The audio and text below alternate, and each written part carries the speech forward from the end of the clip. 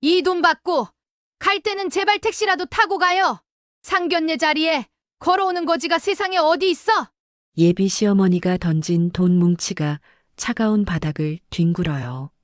시계를 내려다보던 은채의 어머니가 5분 만에 자리에서 일어나며 단호하게 말했죠. 이 천박한 결혼 지금 이 시간부로 파혼하겠습니다. 걸어서 호텔에 왔다는 이유로 조롱당하던 모녀의 서늘한 눈빛이 예비시댁의 숨통을 조이기 시작해요. 자신들이 발로 찬 복덩이가 거대한 산이었다는 사실을 그들은 과연 언제쯤 깨닫게 될까요? 시작하기 전에 무료로 눌러주시는 구독과 좋아요, 알림 설정은 똑순이 사랑방에 큰 힘이 됩니다. 지금 어디서 듣고 계신지 댓글 달아주세요. 그럼 지금부터 이야기를 시작하겠습니다. 쨍쨍하게 내리쬐는 오후의 햇살이 라온 호텔의 통유리창에 부딪혀 사방으로 부서져요. 지나가는 사람들의 눈이 부실 정도로 강렬한 빛이 쏟아지는 가운데 은채와 설아가 호텔 정문을 향해 나란히 발걸음을 옮깁니다. 두 사람은 화려한 장식 하나 없는 수수한 면바지에 깨끗하게 다린 셔츠 차림으로 마치 가벼운 동네 산책이라도 나온 듯한 모습이죠. 은채가 이마에 맺힌 땀방울을 손수건으로 닦아내며 엄마인 설아의 팔짱을 꼭 껴요. 은채는 긴장한 기색이 역력한 목소리로 옆을 보며 말했습니다. 엄마, 날씨가 너무 덥죠? 그냥 택시라도 타고 올 걸 그랬나 봐요. 설아가 은채의 손등을 가볍게 두드리고 인자하게 웃으며 대답했어요. 아니야, 은채야. 오랜만에 우리 딸이랑 손잡고 이 길을 걷고 싶었어. 걷다 보면 차 안에서는 못 보던 꽃들도 보이고 얼마나 좋니? 설아는 평소와 다름없이 차분한 목소리로 은채를 안심시켰지만 은채의 눈동자에는 여전히 설렘과 걱정이 뒤섞여 일렁이고 있어요. 호텔 정문 앞에 다다랐을 때 요란한 타이어 마찰 소리를 내며 은색 외제차 한 대가 두 사람의 앞을 가로막듯 멈춰 섰습니다. 운전석에서 내린 발레 파킹 직원이 서둘러 뒷좌석 문을 열자 온몸에 명품 로고가 박힌 옷을 입고 화려한 보석으로 치장한 옥분이 고개를 치켜들며 내렸죠. 옥분은 차에서 내리자마자 코끝을 찡그리며 손부채질을 하더니 자기 앞을 지나가던 은채와 설아를 아래 위로 훑어봤어요. 옥분이 들고 있던 자동차 열쇠를 은채의 발등 위로 툭 떨어뜨리며 짜증 섞인 목소리로 외쳤습니다. 어머, 미안해서 어쩌나. 사람인 줄 몰랐네. 상견례 자리에 차도 없이 이 뙤약볕에 걸어오는 사람들이 있을 줄은 꿈에도 몰랐거든. 옥부는 은채의 발등에 맞고 바닥으로 떨어진 열쇠를 줍지도 않은 채 설아의 얼굴을 빤히 쳐다보며 비웃음을 날렸어요. 은채는 당혹스러운 표정으로 얼른 허리를 숙여 바닥에 떨어진 열쇠를 주워들었죠. 은채가 옥분에게 열쇠를 건네며 조심스럽게 인사를 건넸습니다. 어머니, 미리 와 계셨네요. 저희가 조금 늦었나요? 옥분은 은채가 건네는 열쇠를 낚아채듯 뺏어들고 자기 가방에 쑤셔 넣으며 쏘아붙였어요. 너희 집에는 차가 한 대도 없니? 아무리 그래도 그렇지. 사돈될 사람들 처음 만나는 자리에 땀범벅이 돼서 걸어오다니. 우리 기태가 평소에 너를 어떻게 입히고 다녔길래 꼴이 이 모양이야? 옥부는 마치 더러운 것이라도 본 듯 은채의 셔츠 소매를 손가락 끝으로 툭 치며 말을 이었습니다. 설아는 옥분의 무례한 행동에도 눈 하나 깜짝하지 않고 조용히 지켜봤죠. 설아가 옥분의 눈을 똑바로 응시하며 차분하게 입을 열었습니다. 날씨가 좋아서 딸아이와 대화를 나누며 걷고 싶었습니다. 건강에도 좋고 기분도 상쾌해지더군요. 설아의 목소리는 낮고 평온했지만 그 안에는 옥분의 기세에 전혀 눌리지 않는 단단함이 서려 있었어요. 옥분은 설아의 대답이 어이가 없다는 듯 코웃음을 치며 호텔 안으로 평평 걸어 들어갔죠. 호텔 내부로 들어서자 에어컨에 찬 공기가 두 사람의 살결에 닿았습니다. 안내 직원의 인도를 받아 호텔 최상층에 위치한 비밀스러운 VIP룸으로 들어서니 이미 기태와 그의 아버지 상만이 거드름을 피우며 자리에 앉아 있었어요. 상만은 은채와 설아가 들어오는 것을 보고도 자리에서 일어나기는커녕 찻잔을 만지작거리며 삐딱한 시선으로 두 사람을 맞이했죠. 상만이 찻잔을 탁자에 소리나게 내려놓으며 거만한 말투로 물었습니다. 그래, 은채 양 아버지는 일찍 돌아가셨다고 들었는데 지금 사는 집은 전세인가요? 아니면 월세인가요? 상만의 질문은 인사도 생략된 채 다짜고짜 상대의 형편을 떠보는 무례한 것이었어요. 옆에 앉아있던 기태는 은채의 표정이 어두워지는 것을 보고도 모른 척하며 오히려 은채의 손을 식탁 아래서 꽉 움켜쥐었죠. 기태가 은채의 귓가에 낮은 목소리로 속삭이듯 말했습니다. 은채야, 우리 아버지 성격 알잖아. 그냥 솔직하게 말씀드리고 결혼하면 우리 집 수준에 맞게 살겠다고 약속해. 기태의 말은 위로가 아니라 오히려 은채의 가슴에 비수를 꽂는 소리였어요. 은채는 자신의 편이 되어줄 줄 알았던 기태마저 시댁의 오만함에 동조하는 것을 보고 잡힌 손을 거칠게 뿌리치고 싶은 충동을 간신히 억눌렀습니다. 옥분이 다시 대화의 주도권을 잡으려는 듯 목소리를 높였죠. 세상에 요즘 같은 시대에 차 한 대 뽑을 돈이 없어서 상견례장에 걸어오는 집안이라니. 우리 집안 체면이 있지. 내가 남들한테 사돈떼기 걸어왔다고 어떻게 말을 하겠니? 옥부는 은채를 향해 눈을 가늘게 뜨더니 자신의 명품 가방에서 지갑을 꺼냈어요. 옥부는 5만 원권 뭉치를 꺼내 탁자 위로 툭 던지며 설아의 얼굴을 보며 말했습니다. 자, 이거 받아가요. 우리 기태랑 은채가 결혼하면 어차피 우리가 다 먹여 살려야 할 텐데 가는 길에는 이 돈으로 택시라도 타고 가시라고요. 구질구질하게 걸어다니는 꼴 다시는 보고 싶지 않으니까. 돈다발이 탁자 위를 구르며 설아의 찻잔 옆으로 떨어졌죠. 방 안에는 정적이 흘렀고 기태와 상만은 당연하다는 듯 그 광경을 지켜보고 있었어요. 설아는 탁자 위에 놓인 돈 뭉치를 물끄러미 바라보다가 자신의 손목시계를 내려다봤습니다. 상견례가 시작된 지 정확히 5분이 지나는 순간이었죠. 설아가 천천히 자리에서 일어나며 은채의 어깨를 감싸 안았어요. 설아가 차가운 얼음장 같은 목소리로 옥분을 향해 말했습니다. 사람의 가치를 고작 돈 몇 푼과 자동차로 판단하는 천박한 분들과는 우리 딸의 귀한 시간을 더 이상 낭비할 이유가 없겠군요. 옥부는 예상치 못한 설아의 반격에 당황하여 입을 벌린 채 설아를 올려다봤죠. 상만 역시 눈썹을 치켜세우며 의자에서 몸을 일으키려 했어요. 기태가 다급하게 은채의 팔을 붙잡으며 소리쳤습니다. 은채야, 너 지금 뭐 하는 거야? 우리 어머니가 너희 생각해서 주신 돈인데 감사하다고는 못할 망정. 은채는 기태의 손을 차갑게 쳐내며 단호하게 대답했어요. 기태 씨, 당신이 방금 나를 위해 무엇을 했는지 생각해봐요. 방관하는 것도 가해라는 걸 오늘 똑똑히 알았네요. 이 결혼, 이 시간부로 끝이에요. 은채와 설아는 미련 없이 방문을 열고 밖으로 걸어나갔습니다.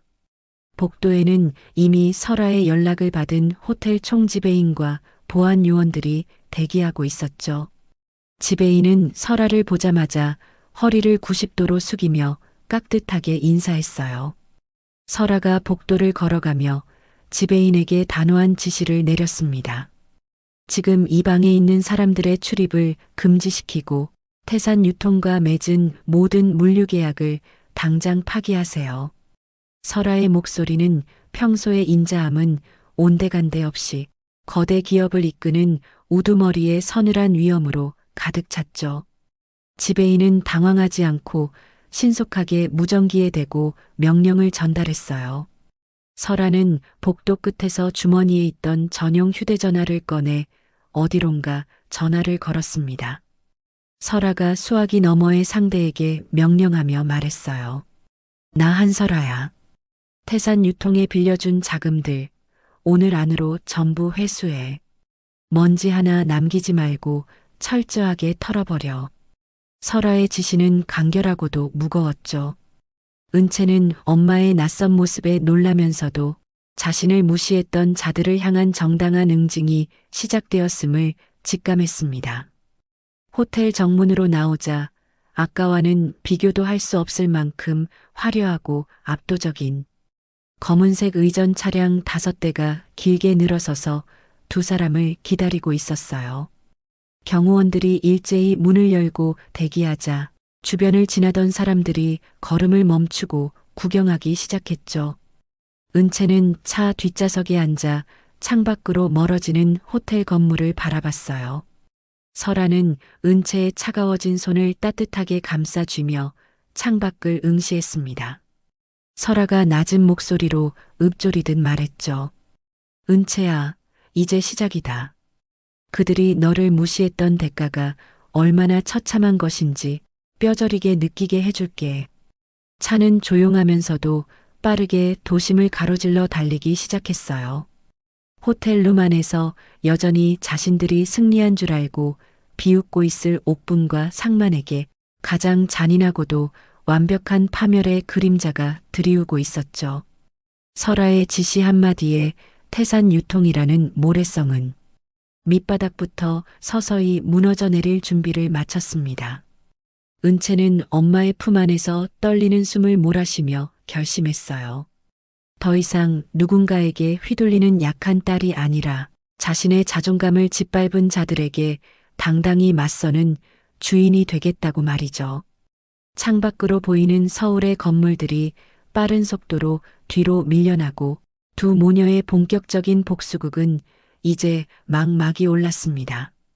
태산 유통의 몰락은 그들이 상상하는 것보다 훨씬 더 빠르고 비참하게 진행될 거예요.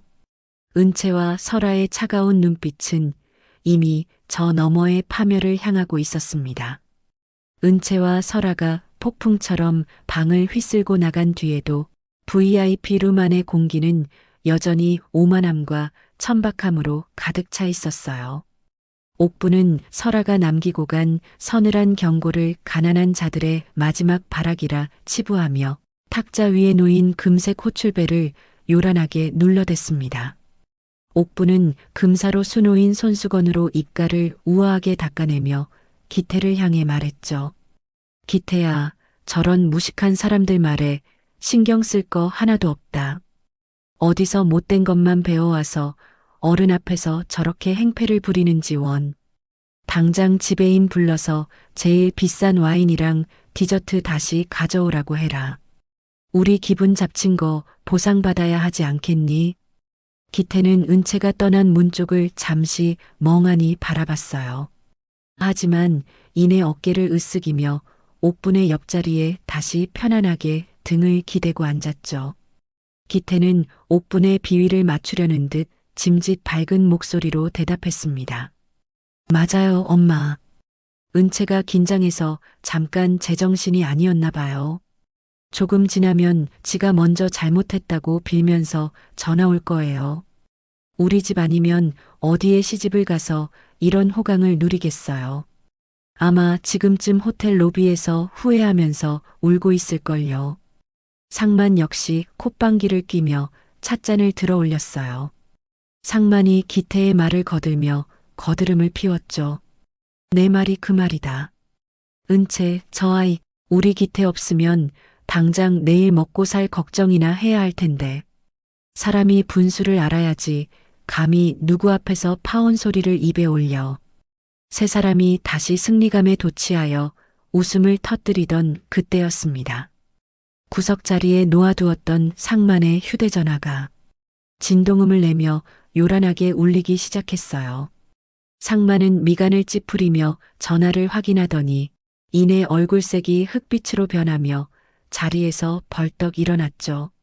상만이 바들바들 떨리는 손으로 전화를 고쳐 잡으며 다급하게 외쳤습니다. 그게 무슨 소리야? 은행에서 대출 연장을 안 해주다니. 당장 내일이 만기인데 지금 원금을 전부 갚으라는 게 말이 돼?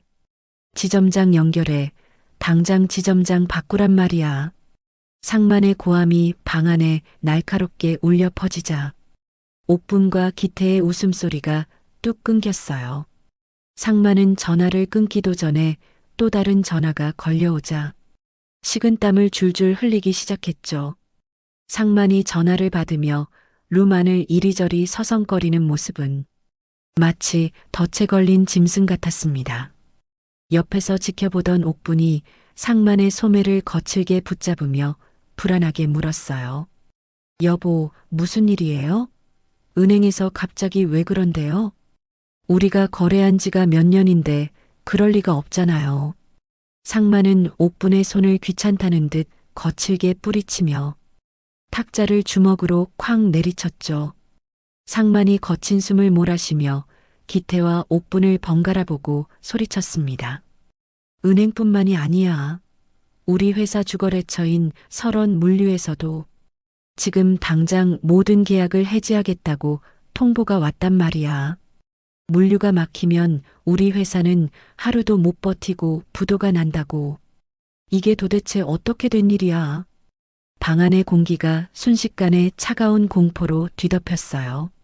상만이 정신없이 전화를 돌리는 사이 룸문이 거칠게 열렸죠. 호텔 총지배인이 건장한 보안 요원 2명을 대동하고 방 안으로 들어왔습니다. 지배인의 얼굴에는 아까의 공손함은 찾아볼 수 없었어요. 오히려 범죄자를 취조하는 형사처럼 차갑고 사무적인 표정뿐이었죠.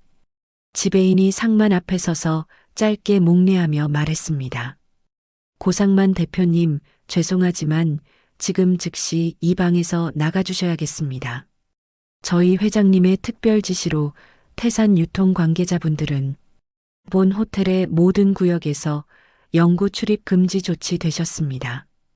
옥분이 자리를 박차고 일어나 지배인의 가슴팍을 사정없이 밀치며 소리를 질렀어요. 이게 무슨 무례야. 내가 여기서 쓴 돈이 얼마인데 감히 누구더러 나가라는 거야. 당신들 미쳤어? 당장 지배인 윗사람 불러와. 내가 가만 안 둘 테니까. 지배인은 옥분의 발악에도 눈썹 하나 까딱하지 않은 채 보안 요원들에게 눈짓을 보냈죠. 지배인이 옥분을 차갑게 내려다보며 덧붙였어요. 이미 귀하의 모든 신용카드와 법인카드는 정지 상태로 확인되었습니다. 오늘 드신 식사 비용과 룸 예약비 합쳐서 500만 원입니다. 지금 즉시 현금으로 결제해 주셔야겠고, 그렇지 않으면 경찰을 불러 무전 취식으로 신고하겠습니다. 상만과 옥분은 머리를 망치로 한 대 맞은 듯 멍한 표정으로 서로를 쳐다봤어요. 기태가 다급하게 은채에게 전화를 걸기 위해 휴대전화를 꺼내 번호를 눌렀죠. 하지만 수화기 너머에서는 번호가 존재하지 않거나 수신이 차단되었다는 기계적인 안내 멘트만 차갑게 반복될 뿐이었습니다. 기태가 휴대전화를 바닥에 내팽개치며 머리를 쥐어뜯었어요. 결국 옥분이 그토록 자랑하던 한정판 명품 가방이 호텔 측에 담보로 잡혔죠. 세 사람은 보안 요원들의 손에 팔을 붙잡힌 채 로비로 쫓겨나듯 밀려났습니다. 한편 도심이 한눈에 내려다 보이는 설원그룹 소유의 펜트하우스 안이에요. 은채는 거실의 커다란 창밖으로 펼쳐진 노을 풍경을 보며 아직도 이 상황이 꿈만 같았죠. 설아는 소파에 편안하게 앉아 차를 한 모금 마시며 그런 딸을 대견하게 바라봤어요. 설아가 찻잔을 탁자에 내려놓으며 은채에게 천천히 다가와 말했습니다. 은채야, 많이 놀랐지. 너에게 미리 말하지 못한 건 진심으로 미안하구나. 하지만 저런 사람들은 네가 누구인지 알기 전까지 절대로 본성을 고치지 않는단다. 네가 겪은 수모, 엄마가 다 갚아줄 거니까 너무 걱정하지 마라. 은채는 엄마의 따뜻한 손을 꼭 잡으며 조금은 떨리는 목소리로 물었죠. 엄마, 정말 우리가 태산 유통을 저렇게 한순간에 무너뜨릴 수 있는 거예요? 저는 그냥 엄마랑 평범하게 사는 줄로만 알았는데 설원그룹이 우리 집안 거였다니 아직도 심장이 두근거려요. 설아는 은채의 머리칼을 부드럽게 넘겨주며 눈빛을 반짝였어요. 내 아빠가 피땀 흘려 세운 회사가 바로 이 설원그룹이야. 태산유통은 우리 물류 시스템 없이는 물건 하나 못 파는 작은 하청업체에 불과하단다. 은채야, 이제 네가 내 옆에서 그들이 어떻게 추락하는지 직접 지켜보렴. 사람을 업신여긴 대가가 얼마나 무거운지 똑똑히 보여줄 테니까. 다음 날 오후 화려한 명품관이 밀집한 백화점 입구입니다. 옥부는 어제의 수모를 잊으려는 듯 남은 자존심을 세우려 평소 자주 찾던 매장으로 들어갔죠.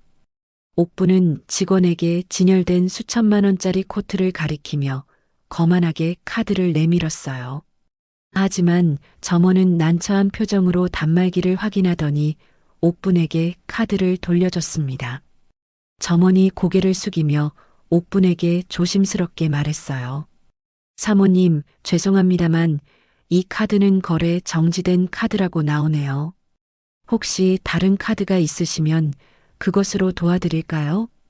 옥분은 얼굴이 벌겋게 달아올라 가방 안에 모든 카드를 꺼내 점원의 얼굴 앞으로 던지듯 내밀었죠. 하지만 내놓는 카드마다 연달아 결제가 거부된다는 기계음만 매장에 울려 퍼졌어요. 매장 안에 다른 손님들이 옥분을 힐끔거리며 입을 가리고 수군거리기 시작했습니다. 옥분은 백화점 한복판에서 소리를 지르며 난동을 부리기 시작했죠. 그럴 리가 없어. 이게 다 그 가난뱅이 모녀가 나한테 저주를 걸어서 그런 거야. 당신들 내가 누군지 몰라? 나 태산 유통 사모님이야. 당장 결제해. 비슷한 시각 기태는 은채가 다니던 회사를 찾아가 로비에서 고함을 쳤어요.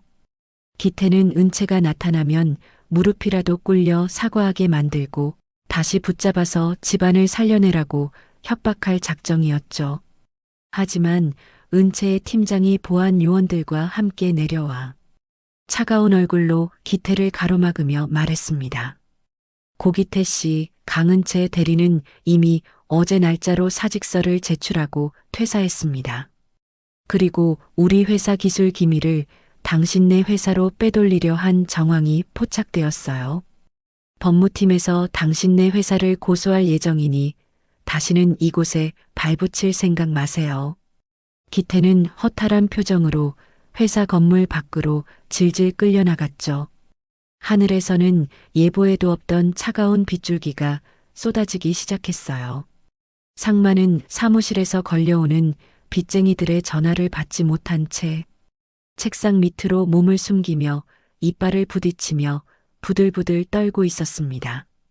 그들의 화려했던 삶은 마치 빗물에 젖은 종이장처럼 속절없이 무너져 내리고 있었죠. 설아의 지시를 받은 법무팀은 이미 태산 유통의 장부를 낱낱이 파헤치고 있었어요. 언론사 사회부 기자들에게는 태산 유통의 하도급 갑질과 수년간 저질러온 세금 포탈 정황이 담긴 문건들이 익명으로 배달되었습니다. 은채는 설원그룹 본사 꼭대기층 집무실에서 그 모든 광경을 모니터로 지켜봤죠. 은채는 자신이 그토록 사랑한다고 믿었던 기태가 비에 젖은 채 초라하게 걷고 있는 뉴스 기사를 보며 입술을 지그시 깨물었어요. 어제까지만 해도 차 없이 걸어오는 자신들을 거지라며 비웃던 예비시댁 식구들이었습니다. 이제 그들은 외제차 한 대 굴릴 여유조차 사라진 채 차가운 빗속을 정처 없이 헤매는 진짜 거지의 처지가 되었죠. 설아는 딸의 어깨 위에 손을 올리며 창밖에 거센 빗줄기를 바라봤어요. 설아가 차분하면서도 단호한 어조로 은채에게 속삭였습니다. 은채야, 이제 겨우 시작이란다. 자신들이 발로 찬 게 단순한 사람이 아니라 거대한 산이었다는 걸 살점 하나하나가 떨어져 나가는 고통 속에서 뼈저리게 깨닫게 될 거다. 그들이 우리 앞에 와서 피눈물을 흘리며 빌 때까지 절대로 멈추지 않을 거야. 빗줄기는 점점 더 굵어져 도심의 모든 소음을 집어삼킬 듯 쏟아졌죠. 상견례장 호텔방에서 시작된 작은 분노의 불꽃은 어느새 태산 유통이라는 거대한 악을 태워버릴 맹렬한 불길이 되어 타오르고 있었어요. 은채와 설아의 눈동자에는 슬픔 대신 차가운 정의의 불꽃이 일렁였습니다. 졸부들의 몰락을 알리는 전주곡은 이제 막 웅장한 소리를 내며 시작되었죠. 세상은 다시 한번 주인이 누구인지 똑똑히 알게 될 거예요. 도심 외곽의 낡고 어두운 건물 지하에는 자욱한 담배 연기가 안개처럼 깔려 있어요. 한때 촉망받는 기업의 후계자였던 기태는 이제 구겨진 와이셔츠 차림으로 낡은 가죽 소파 끝에 걸터 앉아 연신 손톱을 깨물고 있습니다. 방 안쪽에서 육중한 의자가 천천히 돌아가며 얼굴에 깊은 흉터가 있는 사채업계의 대부 마석구가 모습을 드러냈죠. 마석구는 길게 타들어가는 담배를 재떨이에 비벼 끄며 기태를 빤히 응시했어요. 마석구가 가래 끓는 목소리로 비릿한 웃음을 지으며 물었습니다. 고기태 씨, 우리 같은 사람들은 냄새를 아주 잘 맡거든. 지금 당신 몸에서 나는 이 지독한 패배의 냄새 말이야. 그래, 그 잘 나가던 태산 유통이 하루아침에 무너지니까 앞이 캄캄한가. 기태는 마석구의 서늘한 눈빛에 압도되어 마른 침을 꿀꺽 삼키며 대답했죠. 시키는 건 뭐든 하겠습니다. 그 여자들 때문에 우리 아버지는 쓰러지기 일보 직전이고 엄마는 제정신이 아니에요. 제발 그 모녀를 지옥으로 보낼 수만 있다면 영혼이라도 팔겠습니다. 방법이 있습니까? 제발 알려주세요. 기태의 목소리는 분노와 절망이 뒤섞여 비참하게 떨리고 있었어요. 마석구는 기태의 비굴한 모습이 만족스러운 듯 탁자 위로 몸을 쑥 내밀었죠. 마석구가 금고에서 누렇게 빛바랜 사진 몇 장을 꺼내 탁자 위에 펼쳐놓으며 말을 이었습니다.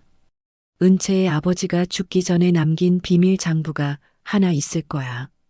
그걸 찾아오면 당신 집 빚은 물론이고 설원 그룹의 목줄을 쥐게 해주지. 그게 바로 당신이 다시 외제차 타고 떵떵거릴 수 있는 유일한 열차표야. 어때? 한번 해보겠나? 아니면 그냥 이대로 길거리에서 굶어 죽을 텐가? 기태는 사진 속 은채의 얼굴을 증오 섞인 눈으로 쏘아보며 주먹을 불끈 쥐었어요. 기태가 이빨을 득득 깔며 마석구에게 외쳤습니다. 찾아오겠습니다.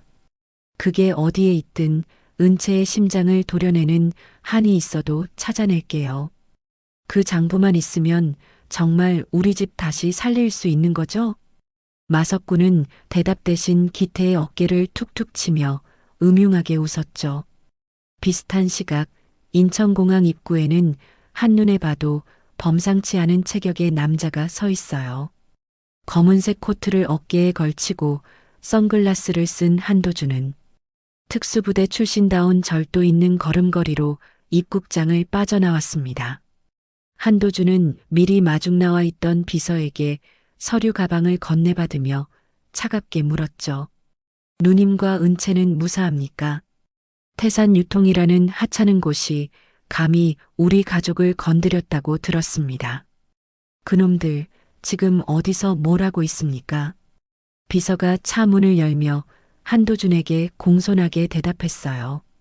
현재 설아 회장님께서 태산 유통을 압박하고 계시지만 사채업자 마석구가 개입하면서 상황이 조금씩 꼬이고 있습니다. 특히 은채 아가씨를 노리는 움직임이 포착되고 있습니다. 한도준은 선글라스를 벗어 주머니에 넣으며 매서운 눈빛을 빛냈죠. 한도준은 차 뒷좌석에 앉아 은채의 아버지가 남긴 낡은 일기장을 펼쳐들었어요. 한도준이 창밖을 응시하며 낮은 목소리로 음조리듯 말했습니다. 누님은 법과 정의를 믿으시겠지만 나는 내 방식대로 끝내겠습니다. 우리 매형을 죽음으로 몰아넣었던 자들이 아직 살아있다는 게 놀랍군요. 그들의 숨통을 끊어놓는 건 법전이 아니라 바로 내 손이 될 겁니다. 며칠 뒤 저녁 은채는 홀로 집으로 돌아가는 길에 누군가 자신을 미행한다는 느낌을 받았죠. 어두운 골목길을 지날 때마다 들려오는 규칙적인 발소리에 은채의 심장이 요동쳤어요. 그때 전신주 뒤에서 기태가 갑자기 나타나 은채의 앞을 가로막았습니다. 기태는 예전의 다정한 모습은 온데간데 없이 눈이 휑하게 패인 몰골로 은채의 양어깨를 강하게 움켜잡았죠. 기태가 은채의 얼굴 가까이 자신의 얼굴을 들이밀며 소리쳤어요. 은채야, 제발 나 좀 살려줘. 네가 설원그룹 딸이라는 거 이제 다 알았으니까 우리 예전으로 돌아가자. 내가 다 잘못했어. 엄마가 했던 말들도 다 취소할게. 네가 엄마한테 말해서 우리 집 지원 좀 해주면 안 될까? 은채는 기태의 몸에서 나는 지독한 담배 냄새와 광기에 질려 그를 강하게 밀쳐냈습니다. 은채가 차가운 시선으로 기태를 바라보며 단호하게 대답했어요. 기태 씨, 우리 사랑은 상견례 날 그 호텔룸에서 당신이 방관할 때 이미 죽었어요. 이제 와서 사랑을 구걸하는 게 정말 구역질 나고 끔찍하네요. 내 몸에 손대지 마세요. 더 이상 내 앞에 나타나면 경찰에 신고할 거예요.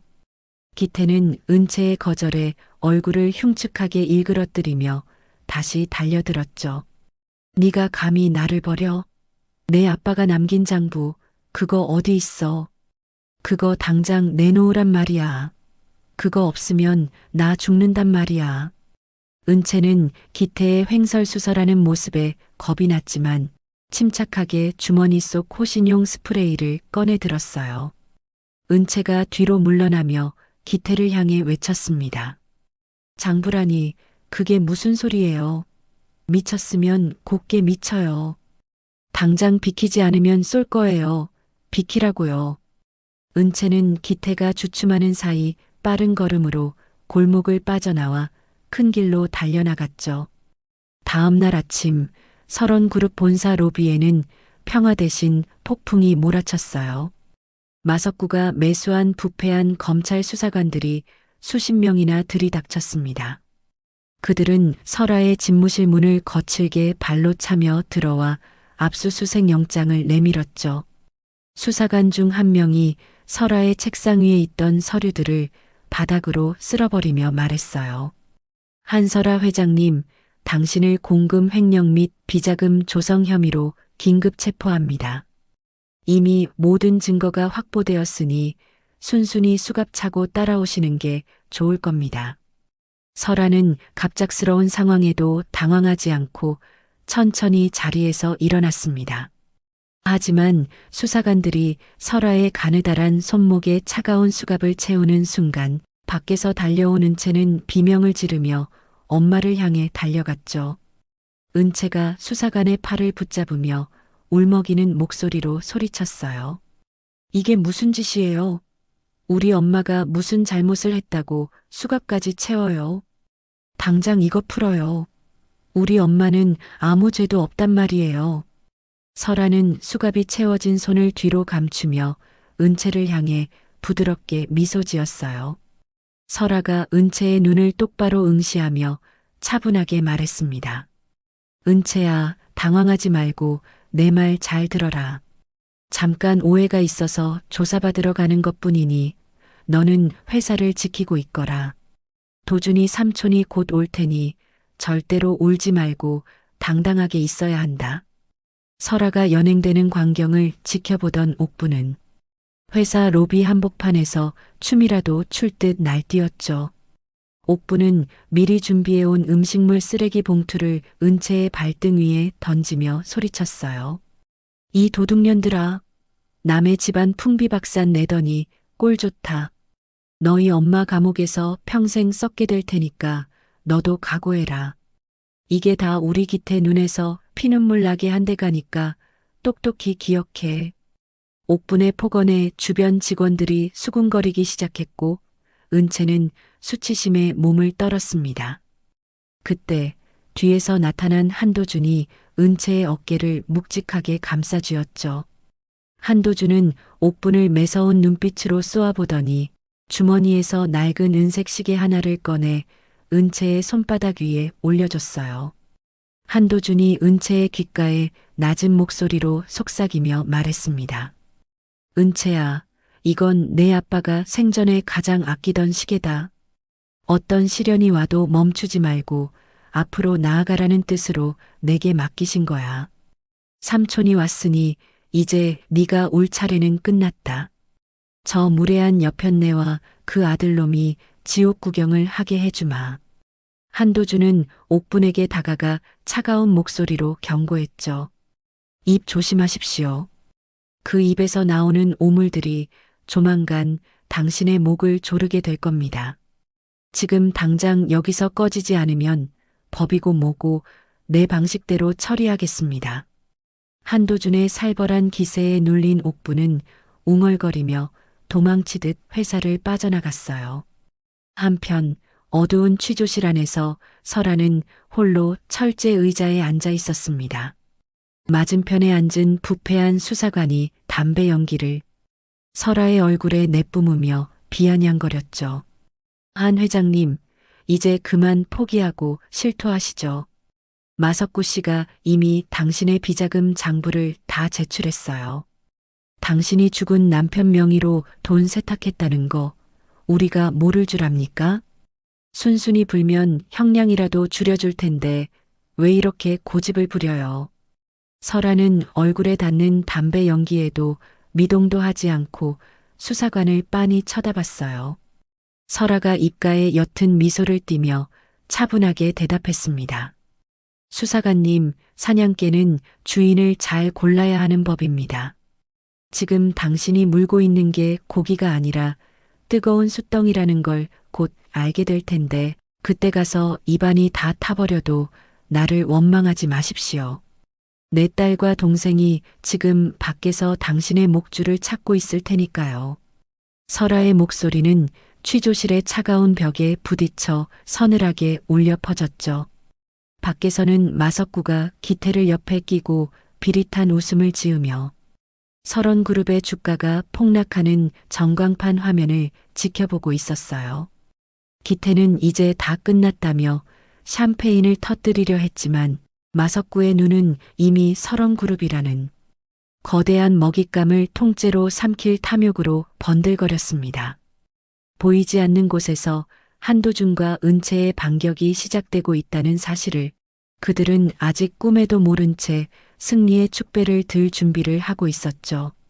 어두운 구름이 설원그룹 위를 덮고 있었지만 그 구름 뒤에는 더 강력한 번개를 품은 폭풍우가 태산 유통을 향해 몰려오고 있었어요. 은채는 아빠의 시계를 꽉 움켜쥐며 결연한 눈빛으로 창밖을 바라봤습니다. 엄마인 설아가 수갑을 찬 채 검찰청 안으로 끌려 들어간 뒤 은채는 차가운 대리석 복도 의자에 홀로 앉아 끊임없이 떨리는 손을 맞잡았어요. 복도 끝에서 불어오는 서늘한 바람은 은채의 얇은 셔츠를 파고들었고 유리창을 때리는 빗소리는 마치 은채의 심장을 채찍질하는 소리처럼 들려왔습니다. 은채는 절망적인 마음으로 고개를 떨군 채 아빠가 남겨주신 시계의 초침 소리에만 집중하며 간절히 기도를 올렸죠. 그때 멀리서 낡은 운동화가 바닥을 구르는 소리가 들리더니 누군가 은채의 어깨 위에 따뜻한 외투를 덮어주며 곁에 앉았어요. 은채가 고개를 들자 그곳에는 어린 시절 은채를 지켜주겠노라 약속했던 초등학교 동창이자 천재적인 해커로 성장한 제이가 서 있었습니다. 제이가 은채의 젖은 머리카락을 조심스럽게 쓸어 넘겨주며 낮은 목소리로 속삭였죠. 은채야, 늦어서 미안해. 내 소식 듣자마자 마석구 그 인간이 쓰는 서버부터 통째로 털어버렸어. 너까지 기운 잃으면 설아 아주머니는 정말 큰일 나. 내가 찾은 거 한번 볼래? 이게 바로 네가 기다리던 희망이 될 거야. 은채는 제이가 건네는 캔커피의 온기를 느끼며 억눌렀던 눈물을 터뜨렸어요. 은채가 제이의 소매를 붙잡으며 간절한 눈빛으로 대답했습니다. 제이야, 정말 고마워. 나 정말 아무것도 못하고 엄마가 죄인 취급받는 걸 지켜만 봐야 하는 줄 알았어. 우리 엄마 평생 남한테 해 끼친 적 없는 분인 거 너도 잘 알잖아. 마석구랑 그 예비시댁 식구들, 내가 절대로 가만두지 않을 거야. 그들이 꾸민 이 추악한 연극을 내가 직접 끝내버리고 싶어. 제이는 자신의 노트북을 펼쳐 은채의 눈앞에 가져다 대며 자신만만한 미소를 지었죠. 화면에는 마석구와 태산 유통의 고상만이 주고받은 은밀한 문자 메시지와 비자금 세탁 경로가 복잡한 그물망처럼 얽혀 있었어요. 제이가 화면 속 특정 문구를 가리키며 손가락으로 툭툭 치며 설명했습니다. 이것 봐, 마석구가 수사관들에게 뇌물을 먹인 날짜랑 계좌번호까지 다 잡혔어. 그리고 설아 아주머니에게 덮어씌운 횡령 장부가 사실은 마석구가 가짜로 만든 파일이라는 증거도 확보했지. 이걸 검찰에 들이밀면 아주머니는 지금 당장이라도 걸어 나오실 수 있어. 은채는 제이의 노트북 화면을 뚫어지게 바라보며 입술을 지그시 깨물었죠. 그때 검사실 문이 열리며 한도준이 굳은 표정으로 걸어 나왔어요. 은채가 다급하게 자리에서 일어나 한도준의 앞을 가로막으며 물었습니다. 삼촌, 엄마는요? 엄마 어떻게 되는 거예요? 여기 제이가 찾은 증거들이 다 있어요. 마석구가 가짜 장부를 만들어서 엄마를 함정에 빠뜨린 거래요. 한도준은 제이가 보여주는 자료들을 꼼꼼하게 훑어보더니 매서운 눈빛을 빛내며 이동식 저장 장치를 건네받았죠. 한도준이 은채의 떨리는 어깨를 묵직한 손으로 다독이며 말했어요. 은채야, 고생 많았다. 제이 군도 정말 대단한 일을 해냈군.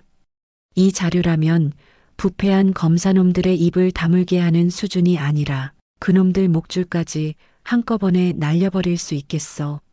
내가 지금 당장 차장검사 방으로 가서 단판을 지을 테니 너는 여기서 엄마 맞이할 준비나 하고 있거라. 한도준은 자료를 들고 다시 검사실 안으로 당당하게 걸어 들어갔습니다. 잠시 뒤 안에서 고성이 오가더니 수사관들이 당황하며 서류 뭉치를 들고 분주하게 움직이는 소리가 복도까지 새어나왔죠. 은채는 기적 같은 상황에 가슴을 쓸어내리며 제이의 손을 꼭 잡았어요. 얼마나 시간이 흘렀을까 굳게 닫혔던 철문이 열리며 수척해진 모습의 설아가 교도관의 안내를 받으며 밖으로 걸어 나왔습니다. 은채는 비명을 지르며 엄마를 향해 달려가 품에 안겼죠.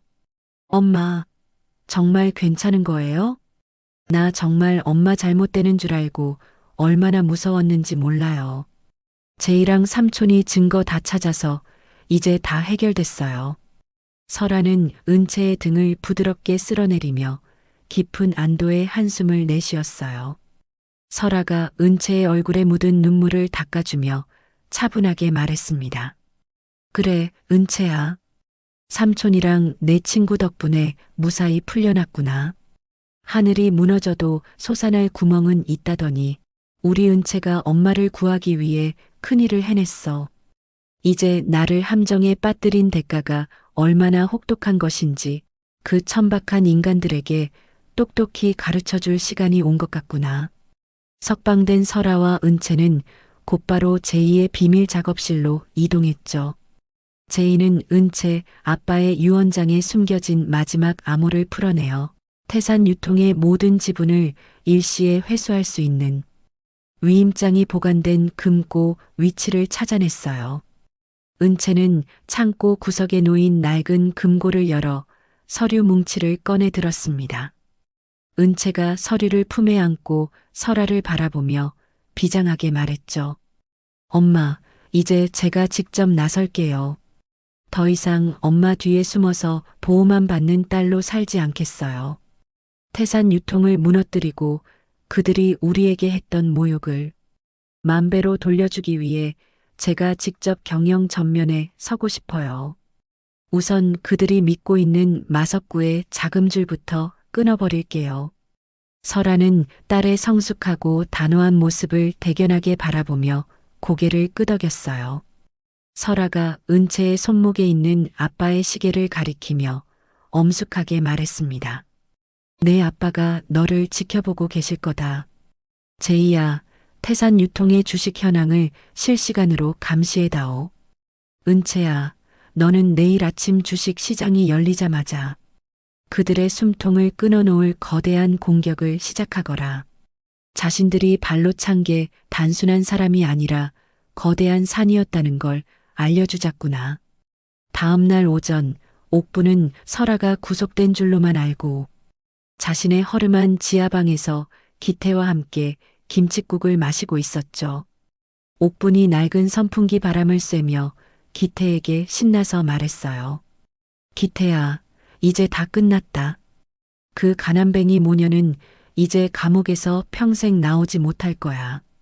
마석구 씨가 조만간 우리한테 설원그룹 지분도 좀 나눠준다고 했으니까 우리 다시 그 펜트하우스로 들어갈 준비나 하자꾸나.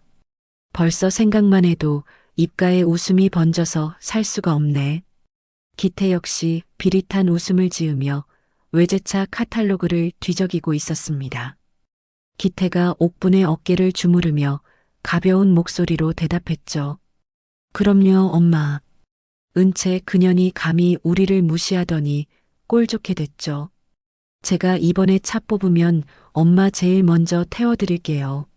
상견례 때 당했던 거 몇 배로 갚아줘야죠. 이제 우리 인생에 걷는 일 따위는 다시는 없을 거예요.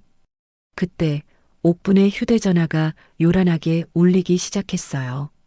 옥분은 화면에 뜬 은채의 이름을 확인하고는 기세등등하게 전화를 받으며 소리쳤습니다. 어머, 은채 너니? 아직도 밖을 돌아다니고 있었어? 경찰들이 너는 안 잡아가든? 내 엄마 면회는 다녀왔니? 그 나이에 차가운 옥밥 드시느라 고생이 많으시겠어. 전화기 너머로 들려오는 은채의 목소리는 옥분의 예상과 달리 얼음장처럼 차갑고 서늘하기만 했죠. 은채가 한자 힘주어 옥분에게 통보하며 말했어요. 아줌마 꿈 깨세요. 우리 엄마 방금 무혐의로 풀려나셨거든요. 오히려 지금 검찰에 끌려가고 있는 건 당신들이 믿던 마석구와 당신들 회사를 사기로 집어삼키려던 수사관들이에요. 그리고 지금 당장 텔레비전 뉴스 좀 보시죠. 당신네 태산 유통이 누구 손으로 넘어갔는지 똑똑히 확인하라고요. 옥부는 전화를 든 채 사색이 되어 낡은 텔레비전을 켰습니다. 뉴스 화면에는 태산 유통의 주식이 설원그룹에 의해 적대적 인수가 완료되었다는 속보가 긴박하게 흐르고 있었죠. 상만이 운영하던 회사의 간판이 내려가고 설원그룹의 로고가 붙는 광경이 화면 가득 비춰졌어요. 기태는 들고 있던 카탈로그를 바닥에 떨어뜨린 채 바르르 떨기 시작했습니다. 은채는 전화기를 귀에 댄 채 펜트하우스 창밖을 내려다보며 말을 이어갔죠. 이제 당신들이 길거리에 나앉을 시간이에요. 걸어오는 게 가난해 보인다고요? 이제는 걷고 싶어도 다리에 힘이 풀려서 못 걷게 만들어 줄게요. 당신들이 비웃었던 우리 엄마와 나의 방식, 이제부터 시작이니까. 절대로 정신 잃지 말고 똑똑히 지켜보세요. 옥부는 전화기를 떨어뜨리고 바닥에 주저앉아 오열하기 시작했어요. 기태는 옥분의 비명소리를 들으며 머리를 쥐어뜯었지만 이미 늦은 후였죠. 절망 속에서 만난 제이라는 희망과 한도준의 결단력 그리고 은채의 차가운 분노가 합쳐져 거대한 반격의 파도를 만들어냈어요. 태산 유통이라는 모래성은 이제 완전히 파도에 휩쓸려 흔적도 없이 사라졌습니다.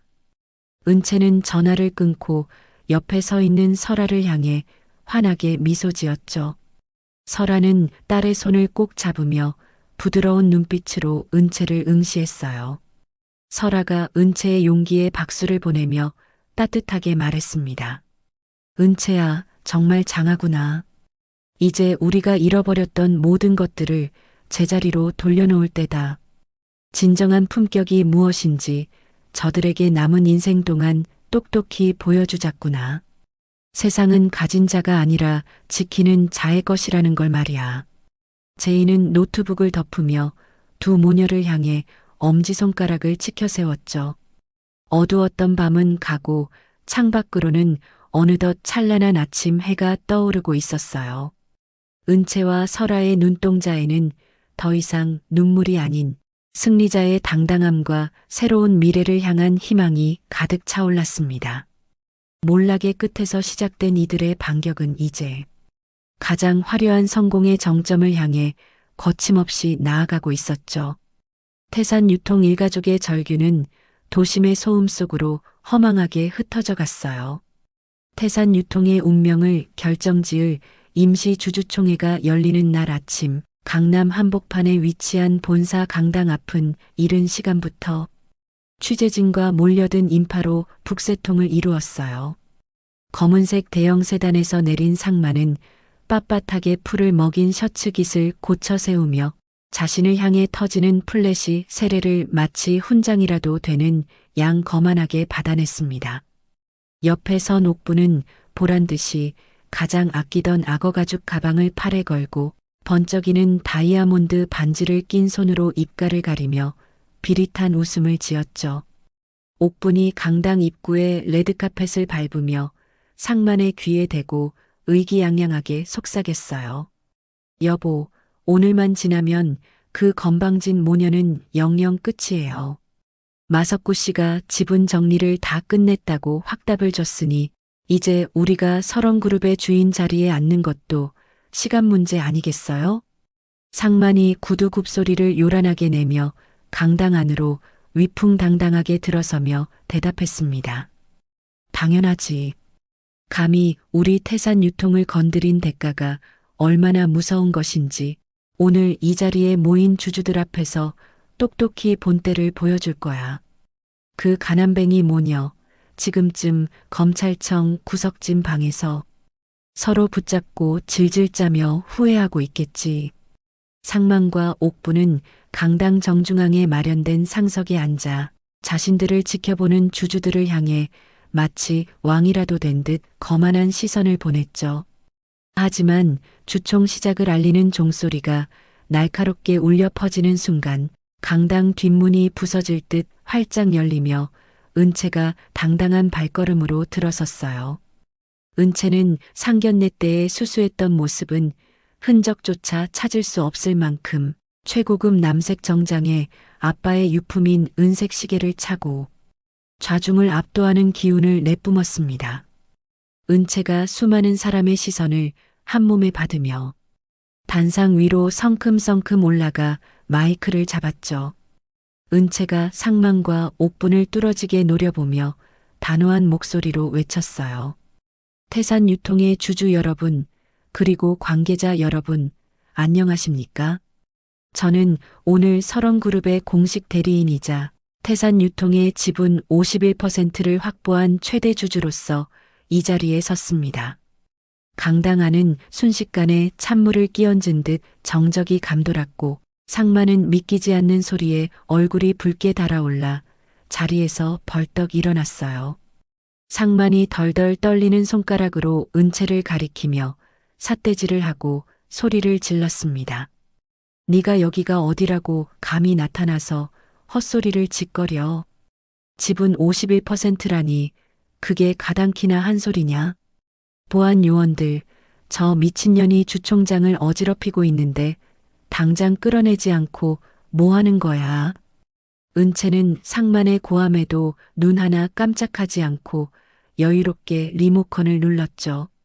강당 중앙의 대형 화면에는 상만이 그동안 저질러온 이중 장부 기록과 하청업체들을 압박해 비자금을 조성했던 정황들이 낱낱이 공개되었어요. 은채가 당황해서 어쩔 줄 모르는 상만을 향해 비릿한 미소를 지으며 말했습니다. 고상만 씨, 당신의 추악한 시대는 정확히 10분 전에 끝났습니다. 이미 이 사진의 과반수가 당신의 대표이사 해임안에 서명했고, 저는 오늘부로 태산 유통의 모든 경영권을 설원그룹으로 귀속시킬 것을 선언합니다. 당신이 남의 눈에 피눈물 흘리게 하며 쌓아 올린 이 가짜 성, 오늘 제 손으로 직접 무너뜨려 드렸습니다. 옥부는 눈앞에서 펼쳐지는 광경이 꿈인 듯 머리를 감싸 쥐다가 이내 이성을 잃고 비명을 지르며 은채를 향해 달려들었죠. 옥분이 은채의 머리채를 잡으려 손을 뻗으며 악에 받쳐 비명을 질렀어요. 이 독한 년아, 네가 감히 우리 집안을 망쳐놓다니. 내 엄마랑 같이 감방에서 썩었어야 할 년이 어떻게 살아 돌아온 거야. 이거 놓으란 말이야. 내 집 돌려내. 대기하고 있던 한도준의 보안팀 요원들이 순식간에 옥분을 가로막아 제압했습니다. 한도준이 옥분의 팔을 뒤로 꺾어 고정하며 서늘한 목소리로 경고했죠. 입 조심하십시오. 지금 이 모든 추태는 실시간으로 녹화되고 있으며 당신이 내뱉는 천박한 말 한마디가 추가 고소의 명확한 증거가 될 겁니다. 조용히 나가는 게 그나마 남은 인간으로서의 도리를 지키는 길일 텐데요. 옥부는 보안 요원들에게 질질 끌려나가며 강당 바닥을 발로 차고 악담을 퍼부었어요. 상만 역시 다리에 힘이 풀려 주저앉아 멍하니 천장만 바라봤고 그때 강당 뒷문을 열고 들어온 수사관들이 상만의 앞을 가로막았습니다. 형사가 상만의 손목에 차가운 수갑을 채우며 엄중하게 말했죠. 고상만 씨, 당신을 대규모 횡령 및 탈세 혐의로 긴급 체포합니다. 이미 모든 증거는 설원그룹 측으로부터 완벽하게 제출받았습니다. 변호사를 선임할 권리가 있으니 순순히 동행하시죠. 상만은 수갑찬 손을 가리려 애쓰며 비참한 몰락의 길로 끌려나갔어요. 강당 밖에서는 그동안 태산 유통의 갑질에 시달렸던 사장님들이 상만과 옥분을 향해 분노 섞인 소금을 뿌리며 욕설을 퍼부었죠. 모든 소란이 정리된 후 설아는 은채의 손을 따뜻하게 감싸주며 환하게 웃었어요. 설아가 은채의 대견한 모습에 눈시울을 붉히며 다정한 목소리로 속삭였습니다. 은채야, 정말 고생 많았다.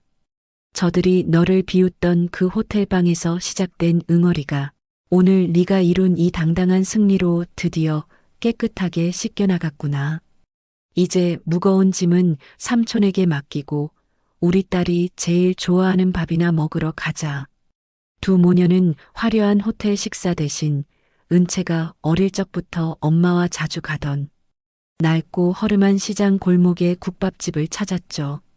김이 모락모락 나는 뜨거운 국밥 두 그릇을 가운데 두고 앉아 은채와 설아는 그동안의 긴장감을 내려놓고 맛있게 수저를 들었어요. 은채가 고기 한 점을 듬뿍 떠서 엄마의 숟가락 위에 올려주며 밝게 웃었습니다. 엄마, 비싼 스테이크보다 이 뜨끈한 국밥이 100배는 더 맛있네요. 오늘 상만이랑 옥분이 표정 보셨어요? 자신들이 믿었던 세상이 무너지는 걸 보는 표정이 정말 속이 다 시원하더라고요. 설아가 국밥 국물을 한 모금 들이키고 깊은 안도의 한숨을 내쉬며 대답했죠. 그래, 사람을 외모와 차 한 대로만 판단하던 그들에게는 오늘의 몰락이 평생 뼈에 사무치는 교훈이 되었을 거다. 은채야, 진정한 복수는 그들을 파멸시키는 것으로 끝나는 게 아니야. 네가 그들보다 훨씬 더 품격 있고 행복하게 사는 모습을 보여주는 게 진짜 승리란다. 식사를 마친 두 사람은 제이와 만나 향후 자산 처리 계획을 논의했어요. 제이가 노트북 화면에 태산 유통에 남은 자산 처분 리스트를 띄우며 말했습니다. 은채야, 상만이네 집이랑 그동안 사들였던 외제차들 전부 압류 들어갔어. 거기서 환수된 돈으로 예전에 태산 유통한테 돈 떼었던 하청업체 사장님들 보상금부터 우선적으로 지급할 계획이야. 이게 바로 네가 원하던 정의로운 마무리 맞지? 은채는 제이의 손등을 가볍게 다독이며 고마운 마음을 전했죠. 응, 제이야. 정말 고마워. 우리 아빠가 하늘에서 보셨다면 정말 기뻐하셨을 거야. 부당하게 모은 재산은 다시 고통받던 사람들에게 돌아가야지. 그리고 마석구의 횡포에 눈물 흘렸던 상인들도 우리가 돌봐줘야 해. 비슷한 시각 옥분이 살던 호화빌라 입구에는 법원에서 나온 집행관들이 가득했어요. 옥분이 아끼던 명품 가방들과 외제차 시트에는 빨간색 압류 딱지가 빈틈없이 붙었습니다. 옥분은 바닥에 주저앉아 압류 딱지를 손톱으로 긁어 떼어내려 발버둥을 쳤죠. 집행관이 옥분의 어깨를 밀쳐내며 엄중한 목소리로 경고했어요. 사모님, 이러시면 공무집행방해로 가중 처벌됩니다. 이미 이 집의 모든 소유권은 설원그룹으로 적법하게 이전되었으니 오늘 해가 지기 전까지 개인 짐을 모두 빼서 나가주셔야겠습니다. 옥부는 자신의 화려했던 삶이 먼지처럼 흩어지는 것을 보며 목을 놓아 절규했습니다. 기태 역시 취업시장에서 영구 퇴출당했다는 통보를 받고 술병을 든 채 빗물 고인 거리를 방황하는 처량한 신세가 되었죠. 그들이 상견례 자리에서 은채 모녀를 향해 던졌던 비릿한 비웃음은 이제 고스란히 그들의 가슴에 지울 수 없는 낙인이 되어 박히고 있었어요. 해질녘 은채와 설아는 노을이 붉게 타오르는 공원 산책로를 천천히 걸었습니다. 설아가 은채의 어깨를 감싸 안으며 평온한 목소리로 말을 건넸죠. 은채야, 이제는 알겠지? 진정한 품격은 무엇을 손에 쥐었느냐가 아니라 그 손으로 누구의 눈물을 닦아주느냐에서 나오는 거란다. 오늘 네가 보여준 당당함과 배려가 바로 설원그룹의 새로운 역사가 될 거야. 앞으로도 그 마음 변치 말고 늘 낮은 곳을 살피는 사람이 되거라. 은채는 엄마의 말씀을 가슴 깊이 새기며 노을빛에 반짝이는 아빠의 시계를 내려다봤어요. 이제 두 모녀 앞에는 파괴적인 복수 대신 더 나은 세상을 향한 찬란하고 당당한 행보가 기다리고 있었습니다. 그들이 비웃던 걷는 행위는 이제 세상에서 가장 고귀한 승리자의 행진이 되었죠. 태산 유통의 잔재는 노을 속으로 사라지고 은채와 설아의 새로운 시대가 비로소 찬란하게 막을 올렸어요. 두 사람의 얼굴에는 세상 그 무엇보다 값진 진실한 승자의 미소가 피어올랐습니다. 모든 폭풍우가 지나가고 평온한 일상이 찾아온 듯했던 한 달 뒤의 어느 새벽이에요. 승리의 기쁨에 취해 방심하고 있던 은채의 일상 위로 다시금 시커먼 죽음의 먹구름이 소리 없이 몰려들기 시작했습니다. 도심 외곽에 버려진 지하 창고, 곰팡이 냄새가 진동하는 어둠 속에서 감옥을 탈출해 수배 중이던 마석구가 비릿한 담배 연기를 안개처럼 내뿜고 있어요. 그의 앞에는 며칠째 씻지도 못해 초라한 몰골을 한 옥분과 기태가 마치 유일한 구원자라도 만난 듯 마석구의 바짓가랑이를 붙잡고 매달려 있었죠. 마석구가 가죽 장갑을 낀 손으로 기태의 뺨을 가볍게 툭툭 치며 가래 끓는 목소리로 속삭였어요. 고기태 씨, 억울해서 잠이나 제대로 오겠어? 저 모녀는 지금 펜트하우스에서 스테이크 썰면서 당신들 비웃고 있는데 당신들은 여기서 쥐새끼처럼 컵라면이나 끓여 먹고 있으니 말이야. 내가 마지막 기회를 주려고 하는데 이번에도 겁쟁이처럼 굴면서 도망칠 건가? 기태는 충혈된 눈을 번뜩이며 마석구의 구두 끝을 꽉 움켜쥐었습니다. 기태가 이빨을 득득 깔며 마석구를 향해 처절하게 내뱉었죠. 시키시는 건 무엇이든 하겠습니다. 강은채 그년 때문에 우리 집안이 풍비박산나고 아버지는 감옥에 갔어요. 제 손으로 직접 그년의 목을 조를 수만 있다면 악마한테 영혼이라도 팔겠습니다. 말씀만 하세요, 사장님. 제가 무엇을 하면 되겠습니까? 기태의 목소리에는 예전의 다정함은 흔적도 없이 사라진 채 오직 비뚤어진 복수심과 탐욕만이 가득 차올라 있었어요. 옆에서 지켜보던 옥분 역시 광기 어린 눈빛으로 고개를 세차게 끄덕였죠. 옥분이 헝클어진 머리칼을 뒤로 넘기며 마석구에게 애원하듯 말을 이었어요. 사장님, 제발 우리 좀 살려주세요. 그 모녀만 없애버릴 수 있다면 제가 무슨 짓인들 못하겠어요. 은채 그년이 제일 소중하게 생각하는 게 그 잘난 엄마니까 은채를 미끼로 쓰면 한서라도 제 발로 기어 나올 게 뻔해요. 그때 한꺼번에 숨통을 끊어버리자고요. 제발 제 소원 좀 들어주세요.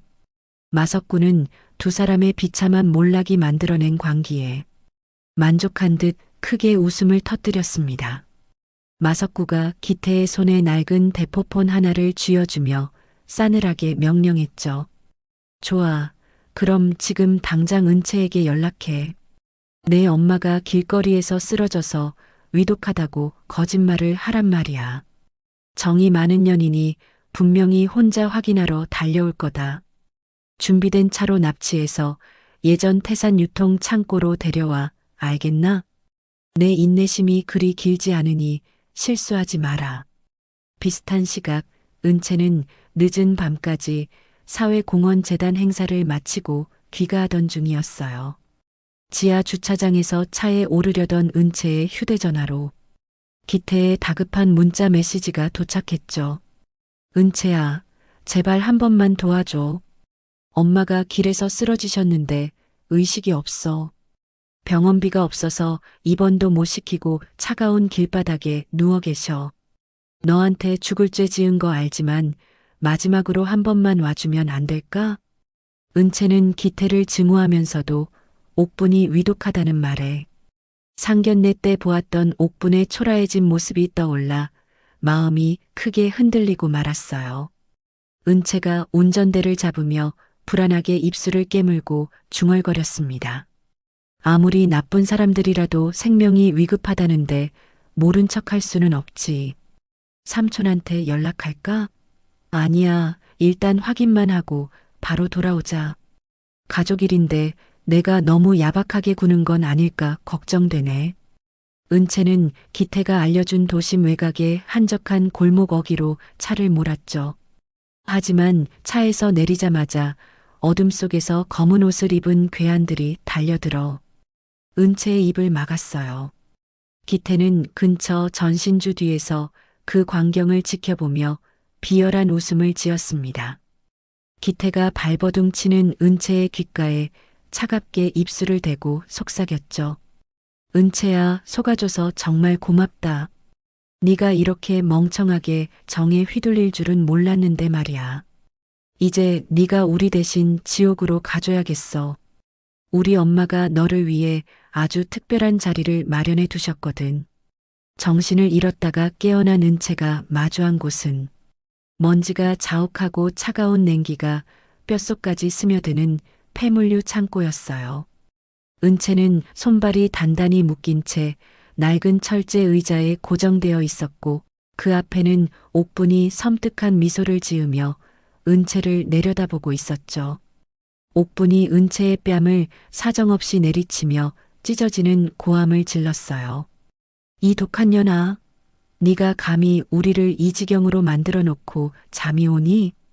호텔 상견례 자리에서 우리를 비웃으며 나갈 때가 내 인생 마지막 전성기였어. 이제 너는 여기서 평생 나가지도 못하고 썩게 될 거야. 내 엄마가 오면 너희 둘을 같이 이 창고 지하에 묻어버릴 테니까 각오해. 은채는 뺨이 시뻘겋게 부어오르는 고통 속에서도 옥분을 똑바로 응시했습니다. 은채가 떨리는 목소리를 간신히 가다듬으며 옥분을 향해 단호하게 말했죠. 아줌마, 제발 정신 좀 차리세요. 지금 마석구 같은 인간한테 철저하게 이용당하고 계신 거예요. 지금이라도 멈추고 자수하면 제가 엄마한테 말해서 선처를 부탁해 볼게요. 정말 살인범이 되어서 평생 감옥에서 썩고 싶은 거예요? 그게 복수인가요? 옥부는 은채의 말에 광기 어린 코웃음을 치며 옆에 있던 얼음물을 은채의 머리 위로 쏟아부었어요. 옥분이 바닥을 뒹구는 빈 양동이를 거칠게 발로 차며 소리쳤습니다. 닥쳐, 선처? 내까짓 게 뭔데 감히 나를 동정하고 훈계해. 내가 살인범이 되든 말든 무슨 상관이야. 이미 내 인생은 쓰레기통에 처박혔는데 너랑 내 엄마가 피눈물 흘리며 죽어가는 꼴을 봐야 내 속이 시원해질 것 같거든. 기태야, 어서 한설아한테 전화 걸어라. 당장. 그 시각 설아는 은채가 귀가 시간 한참이 지나도록 연락이 안 된다는 보고를 받고 얼굴이 흙빛으로 변했죠. 설아는 직감적으로 무언가 거대한 음모가 시작되었음을 깨닫고 한도준과 제의를 즉시 소집했어요. 설아가 떨리는 손으로 책상 모서리를 꽉 짚으며 한도준에게 절박하게 물었습니다. 도준아, 은채가 연락이 두절됐다. 마석구가 탈옥했다는 소식은 아까 들었지? 분명히 그 인간이 은채를 데려간 게 틀림없어. 어떻게든 위치를 찾아내야 한다. 내 딸한테 무슨 일이라도 생기면 나는 살 수가 없어. 한도준은 이미 방탄복을 챙겨 입고 권총을 점검하며 냉철하게 상황을 정리하고 있었죠. 한도준이 설아의 떨리는 어깨를 묵직한 손으로 누르며 안심시키듯 말했어요. 누님, 진정하십시오. 마석구가 은채를 납치했다면 분명히 누님께 연락이 올 겁니다. 돈이든 경영권 포기 각서든 요구할 게 뻔하니까요. 제이야, 은채 시계에 심어둔 정밀 위치 추적기 신호는 잡히고 있나? 제이는 노트북 화면에 뜬 복잡한 위성 지도와 전파 그래프를 보며 미간을 깊게 찌푸렸습니다. 제이가 자판을 쉴 새 없이 두드리며 답답함이 섞인 목소리로 대답했죠. 삼촌, 상황이 좋지 않아요. 마석구 일당이 군사용 전파방에 장치를 썼나 봐요. 신호가 근처까지는 잡히는데 정확한 좌표가 나오질 않아요. 이 좁은 구역에 창고가 수백 개인데 일일이 뒤지기엔 시간이 너무 부족해요. 드론을 띄워서 근접 신호를 찾는 수밖에 없어요. 그때 설아의 전용 휴대전화로 발신 번호 제한 표시가 뜬 화상 통화 요청이 들어왔어요. 화면 너머에는 결박된 채 차가운 물에 젖어 온몸을 떨고 있는 은채의 처참한 모습이 비춰졌습니다. 마석구의 흉측한 얼굴이 화면 중앙에 나타나며 비릿하게 웃었죠. 한설아 회장님, 따님이 아주 예쁘게 떨고 있네요. 은채를 살리고 싶으면 1시간 내로 경영권 포기 각서랑 해외 비자금 계좌 비밀번호 가지고 혼자서 지정된 장소로 와. 경찰 부르거나 꼼수 부리는 순간 이 창고는 따님과 함께 공중분해될 거니까 선택 잘해. 설아는 화면 속 은채의 고통스러운 표정을 보며 심장이 갈기갈기 찢어지는 아픔을 느꼈어요. 하지만 설아는 울음을 억지로 삼키며 마석구를 향해 서늘한 분노를 담아 대꾸했습니다. 마석구, 네가 원하는 건 결국 돈과 설원그룹의 권력이지? 내 딸 몸에 털끝 하나라도 건드리면 너는 그 돈 구경도 못하고 죽게 될 거다. 약속 장소 보내. 내가 지금 당장 갈 테니까. 단 내 딸이 무사하다는 걸 1분마다 확인시켜라. 전화가 끊기자 설아는 망설임 없이 자리에서 일어나 외투를 집어들었죠. 한도준이 설아의 앞을 가로막으며 단호하고 단단한 목소리로 말했어요. 누님, 혼자 가시는 건 적들의 아가리 속으로 뛰어드는 자살 행위입니다. 저와 보안팀이 적당한 거리를 두고 뒤를 밟겠습니다. 제이가 드론으로 근거리 해킹을 시도할 테니 시간을 최대한 벌어주세요. 은채는 제 목숨을 걸고 반드시 구해낼 겁니다. 약속합니다. 설아는 도준의 손을 꽉 잡으며 결연한 표정으로 고개를 끄덕였어요. 설아가 차 문을 열며 비장한 각오가 섞인 목소리로 마지막 지시를 내렸습니다. 도준아, 나는 지금 회장이 아니라 엄마로서 내 딸을 구하러 가는 거다. 네가 내 뒤를 든든하게 지켜줄 거라 믿는다. 제이야, 모든 장비를 총동원해서 어떻게든 방해 장치를 무력화시켜라. 이제 우리 가족의 모든 운명을 건 마지막 싸움을 시작하자꾸나. 설아의 차량은 칠흑 같은 어둠을 뚫고 마석구가 지시한 장소로 거침없이 달려나갔죠. 창밖으로는 다시 차가운 빗방울이 유리창을 때리기 시작했고 설아의 눈동자에는 딸을 구하겠다는 간절함과 악인들을 향한 서늘한 복수심이 가득했어요. 지옥 같은 창고 안에서 은채는 공포에 떨면서도 엄마가 자신을 반드시 구하러 올 것임을 믿으며 입술을 지그시 깨물었습니다. 광기에 젖은 옥분과 기태, 그리고 탐욕에 미친 마석구의 칼날 앞에 설아는 자신의 목숨을 건 위험천만한 최후의 도박판으로 스스로 걸어 들어갔죠. 모든 것을 건 이 밤의 끝에 누가 승리의 미소를 짓게 될지 폭풍전야의 무거운 정막이 도심 전체를 숨막히게 짓누르고 있었어요. 장대비가 쏟아지는 도심 외곽의 폐공장 부지 근처에는 서치라이트 하나 없는 칠흑 같은 어둠이 무겁게 깔려 있어요.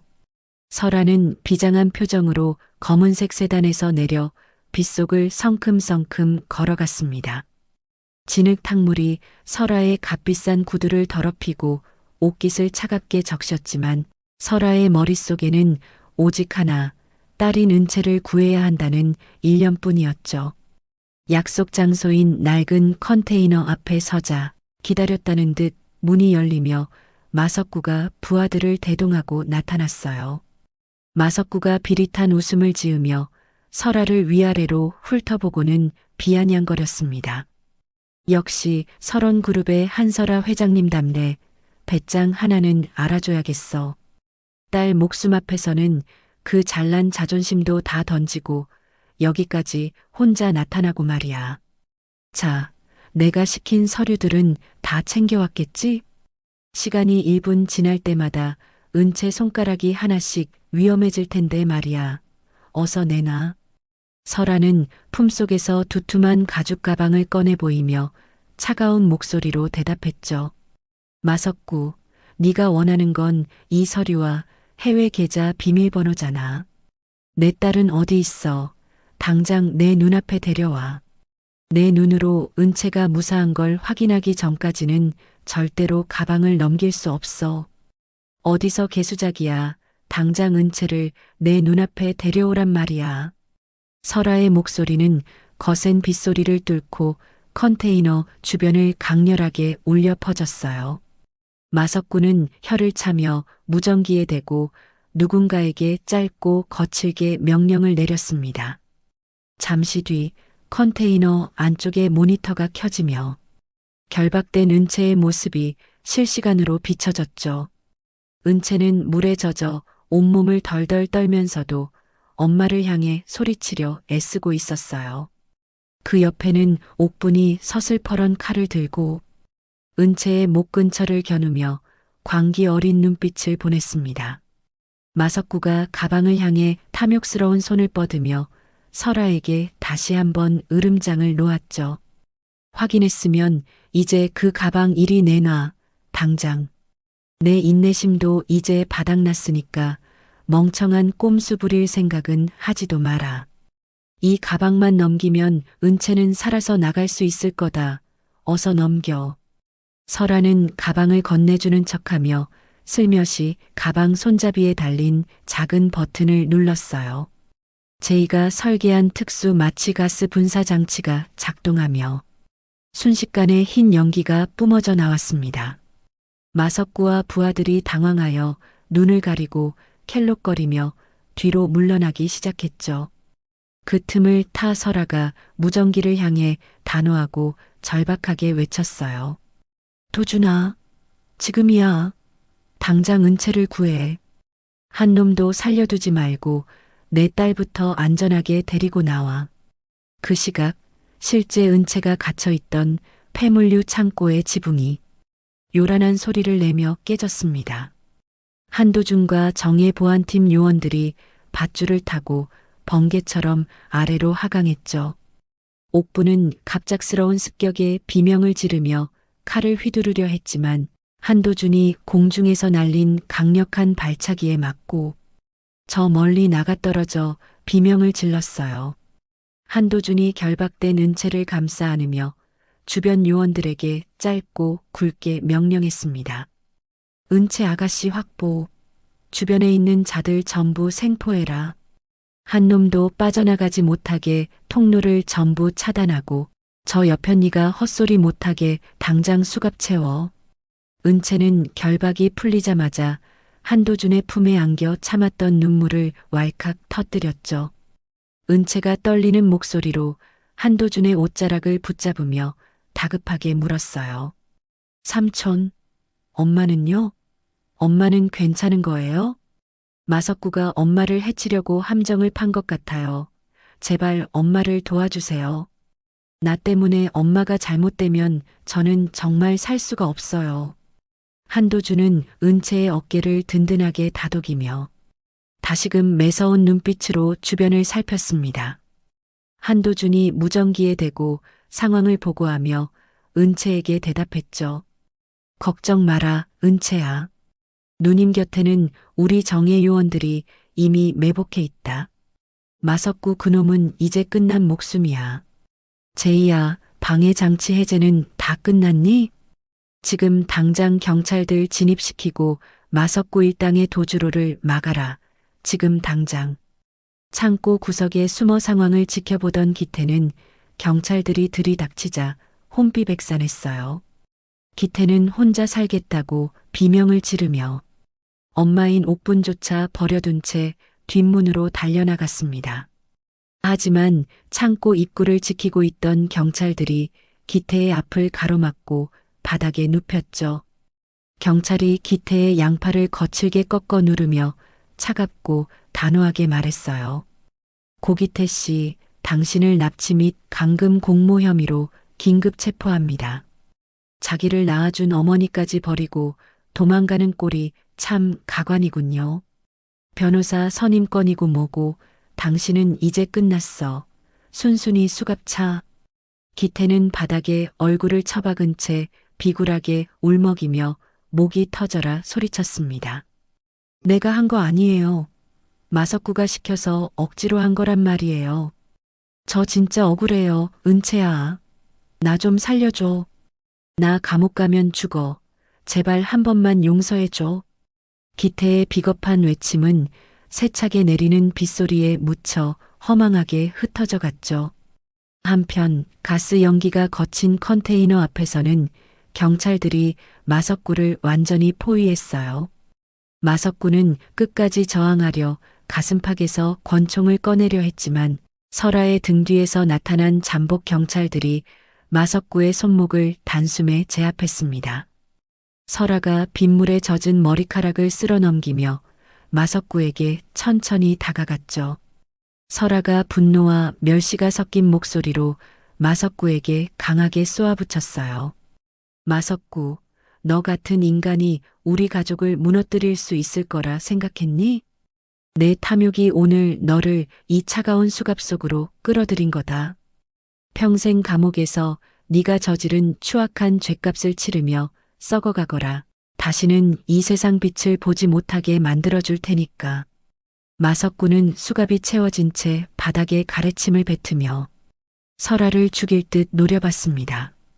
마석구가 광기 서린 눈으로 낄낄대며 큰 소리로 웃어댔죠. 한설아, 네가 이긴 것 같지? 세상 참 우습게 돌아가는구나. 언젠가 다시 나가면 내 딸년 목부터 따버릴 테니 어디 한번 잘 버텨봐. 나는 절대로 여기서 끝나지 않아. 반드시 다시 돌아온다. 하지만 마석구의 위협은 제이가 보낸 결정적인 소식 한 방에 와르르 무너졌어요.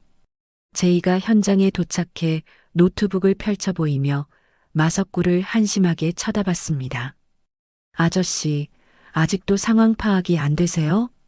방금 아저씨가 해외로 빼돌리려던 그 전 재산들, 제가 전부 동결시켰거든요. 이제 아저씨는 변호사 선임할 돈 한 푼도 없는 알거지 신세가 됐다고요. 당신이 믿던 그 조직들도 이미 경찰에 꼬리 자르기 당했으니까 꿈 깨시죠. 마석구는 제이의 말에 큰 충격을 받은 듯 그대로 무릎을 꿇고 주저앉았죠. 옥분 역시 창고 안에서 요원들에 의해 머리채가 휘날린 채 밖으로 끌려 나왔어요. 옥분은 헝클어진 머리로 은채를 보며 악담을 퍼부으려 했지만 아들인 기태가 수갑을 찬 채 경찰차에 오르는 모습을 보고는 미친 듯이 오열했습니다. 옥분이 가슴을 쥐어뜯으며 진흙 바닥을 뒹굴며 소리쳤죠. 기태야, 내 새끼 기태야. 너희가 감히 내 아들을 잡아가. 이 나쁜 년들아, 내 아들 살려내라. 우리가 무슨 잘못을 했다고 이래. 우리가 억울해서 어떻게 살아, 이 도둑년들아. 은채는 옥분의 절규를 지켜보며 연민 대신 차가운 냉소만을 보냈어요. 은채가 옥분에게 다가가 낮은 목소리로 단호하고 분명하게 말했습니다. 아줌마 마지막까지 정말 추하고 역겨우시네요. 당신 아들이 당신을 쓰레기처럼 버리고 도망가는 거 두 눈으로 보셨잖아요. 당신들이 비웃었던 우리 엄마와 나의 소박한 삶이 당신들의 그 천박한 욕심보다 수천 배는 더 고귀하다는 걸 이제 아시겠어요? 비가 점차 잦아들고 새벽 공기가 선선하게 불어오기 시작했죠. 설아와 은채는 경찰서 앞 마당에서 드디어 서로의 얼굴을 마주보게 되었어요. 설아가 은채를 품에 꼭 안으며 흐느끼는 목소리로 간절하게 말했습니다. 은채야, 정말 미안하다. 이 못난 엄마를 용서해다오. 나 때문에 네가 이런 끔찍한 일을 겪게 해서 정말 가슴이 찢어지는 줄 알았어. 이제 다 끝났다. 우리 딸, 이제 다시는 무서운 일 없게 엄마가 꼭 지켜줄게. 은채는 엄마의 따뜻한 품 안에서 안도의 숨을 내쉬며 고개를 저었죠. 은채가 엄마의 젖은 얼굴을 손으로 닦아주며 밝게 웃으며 대답했어요. 아니에요. 엄마, 저는 정말 괜찮아요. 울지 마세요. 저 이번에 정말 많이 배웠어요. 우리가 얼마나 소중한지도요. 이제 그 나쁜 사람들 다 벌 받게 됐으니까 우리 이제 진짜 행복하게 살아요. 엄마랑 나랑 맛있는 거 먹으러 가요. 삼촌이랑 제이랑 다 같이요. 한도준은 조카와 누나의 재회를 흐뭇하게 바라보며 보안 요원들에게 철수 명령을 내렸습니다. 제이 역시 노트북을 가방에 넣으며 은채에게 다가와 쑥스럽게 말을 건넸죠. 은채야, 정말 다행이야. 너 얼굴 보니까 이제 살 것 같다. 너 잘못됐으면 나 정말 이 세상 전부 다 해킹해서 망가뜨렸을 거야. 이제 마음 편히 쉬어. 내가 내 주변 경호는 예전보다 100배는 더 신경 쓸게. 모든 위험 요소가 사라진 뒤 현장에는 정의로운 승리의 기운이 가득 감돌았어요. 납치와 폭력으로 모든 것을 되찾으려 했던 악인들은 결국 자신들이 판 함정에 빠져 스스로를 파멸의 구렁텅이로 몰아넣었습니다. 설아는 딸의 손을 꼭 잡고 경찰서를 나오며 저 멀리 떠오르는 새벽녘의 희미한 빛을 고요하게 응시했죠. 그 빛은 길었던 어둠의 터널을 지나온 모녀에게 보내는 세상의 따뜻한 축복이자 새로운 시작을 알리는 희망의 신호탄이었어요. 두 사람은 서로를 향해 미소 지으며 더 이상 누군가의 비웃음에 상처받지 않는 단단한 마음으로 발걸음을 옮겼습니다. 가장 낮은 곳에서 겪은 수모가 가장 높은 곳에서의 정의로운 결말로 완성되는 순간이었죠. 모든 악연의 고리는 끊어졌고 오직 진실한 사랑과 신뢰만이 남았어요. 모든 폭풍우가 지나가고 세상이 다시 평온한 빛을 되찾은 지도 어느덧 1년이라는 시간이 훌쩍 흘러갔어요. 1년 전 모녀가 무시당하며 걸어 들어왔던 라온 호텔의 대연회장은 오늘 그 어느 때보다 화려하고 웅장한 꽃장식으로 가득 채워져 있습니다. 설원그룹의 새로운 회장으로 취임하는 은채를 축하하기 위해 정계와 재계의 거물들이 앞다투어 연회장 안으로 모여들고 있죠. 은채는 아빠가 남겨주신 은색 시계를 손목에 정성스럽게 차고 우아하면서도 단호한 눈빛으로 거울 속의 자신을 조심스럽게 응시했어요. 그때 정장을 말끔하게 차려입은 제이가 대기실 문을 두드리며 들어왔습니다. 제이가 은채에게 다가와 눈부신 미소를 지으며 다정하게 말을 건넸죠. 은채야, 아니 이제 강은채 회장님이라고 불러야 하나? 오늘 정말 눈부시게 아름답다, 은채야. 네가 이 자리에 서기까지 얼마나 많은 눈물을 흘렸는지 내가 다 아니까 오늘 이 취임식이 나한테도 정말 가슴 벅차게 느껴져. 은채는 제이의 손을 살며시 잡으며 고마운 마음을 눈빛으로 전했어요. 은채가 제이의 넥타이를 반듯하게 고쳐주며 부드럽게 대답했습니다. 제이 네가 없었다면 나는 아마 여기까지 오지도 못했을 거야. 앞으로 설원그룹의 기술 책임자로서 나를 더 많이 도와줘야 해, 제이야. 그리고 우리 아빠의 이름을 딴 장학재단 사업도 네가 말했던 대로 투명하고 정직하게 운영할 수 있게 곁에서 지켜봐줘. 제이는 은채의 손등에 가벼운 입맞춤을 남기며 든든한 목소리로 말을 이었죠. 걱정 마, 내 실력 알잖아. 세상에 그 어떤 나쁜 해커도 우리 재단의 돈을 건드리지 못하게 내가 다 막아줄게. 자, 이제 시간 다 됐다, 은채야. 세상에서 가장 멋진 회장님의 모습을 사람들에게 보여주러 가자. 내가 내 뒤를 든든하게 지키고 있을게. 은채는 제이와 함께 연회장 문을 열고 당당하게 걸어 나갔어요. 수백 명의 하객이 일제히 일어나 박수를 보냈고 은채는 단상 위에서 낮은 곳을 살피는 경영을 하겠노라 힘차게 선언했습니다. 단상 아래에서 이를 지켜보던 설아는 손수건으로 눈가를 훔치며 미소 지었죠. 취임식이 끝난 후 호텔 근처의 한적한 골목 안쪽에는 향긋한 꽃냄새가 가득한 작은 꽃집 하나가 자리를 잡고 있어요. 일선에서 물러난 설아는 앞치마를 두르고 꽃가지들을 정성스럽게 다듬고 있었습니다.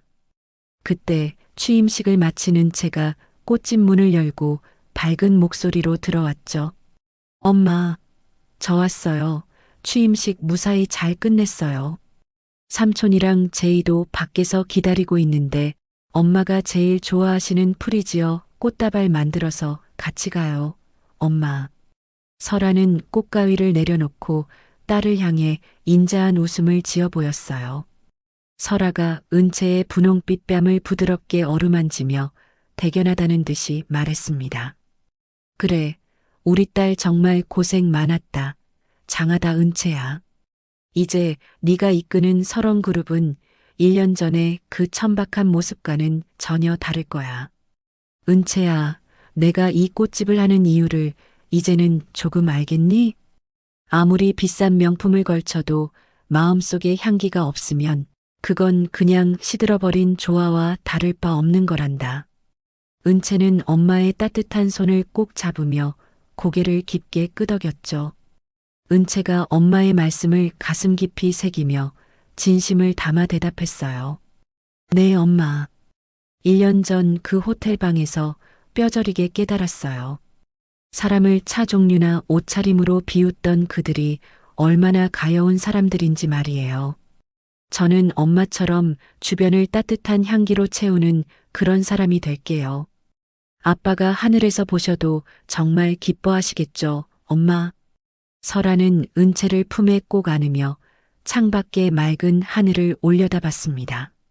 모녀가 행복한 대화를 나누며 웃음꽃을 피우고 있을 때 꽃집밭길 건너편에는 남루한 차림의 한 여인이 전단지 뭉치를 들고 서 있어요.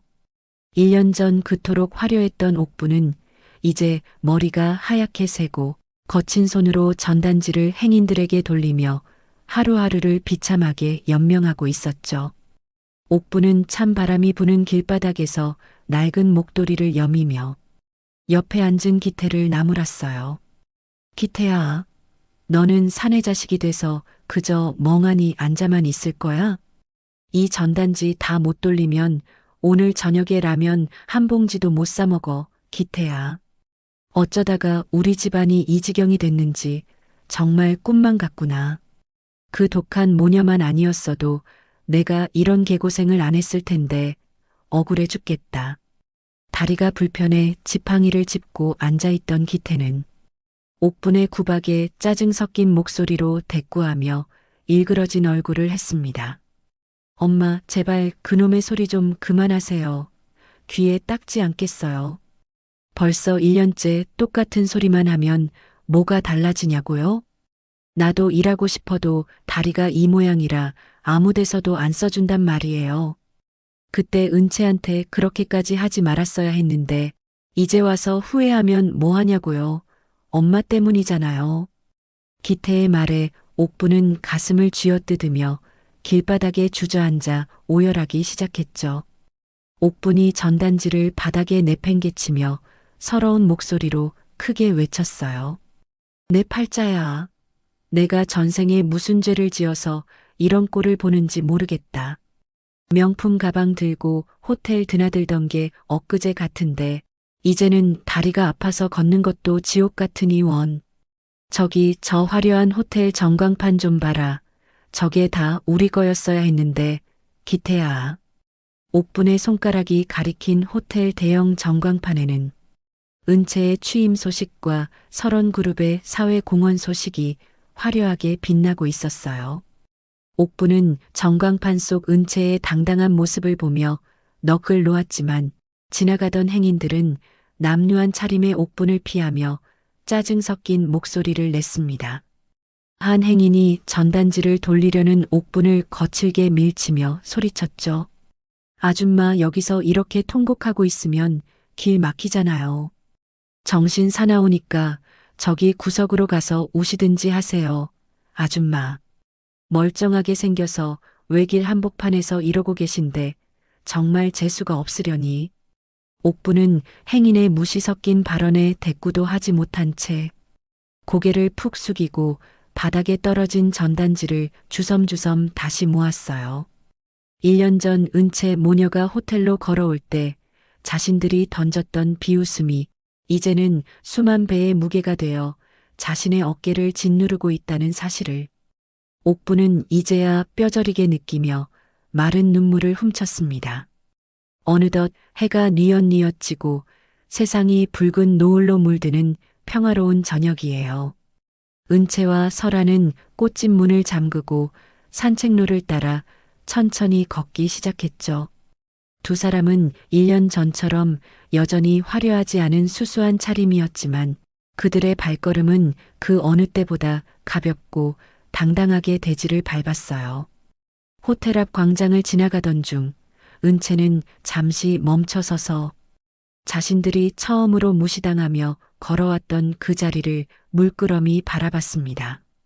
설아가 은채의 손목을 따뜻하게 감싸주며 부드러운 목소리로 물었죠.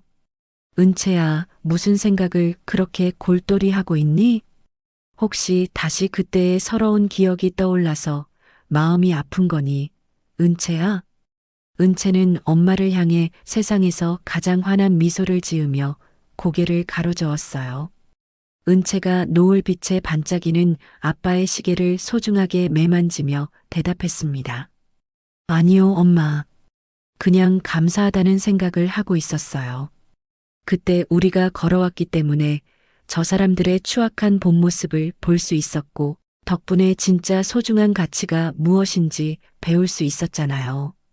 가난해서 어쩔 수 없이 걷는 게 아니라 자유롭고 당당하기 때문에 내 발로 걷는 이 기분이 정말 좋아요, 엄마.